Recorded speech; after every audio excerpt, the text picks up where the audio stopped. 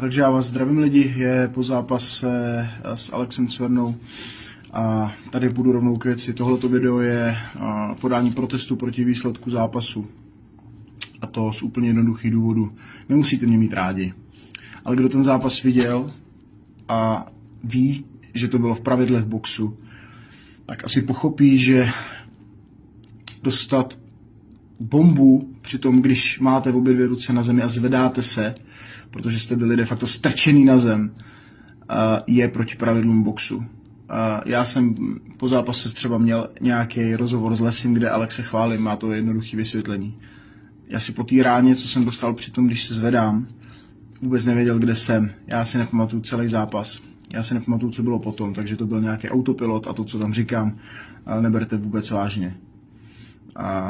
Až po nějakém vyšetření, kde jsem ani nevěděl, že jsem už zápas měl, jsem byl převezený do nemocnice.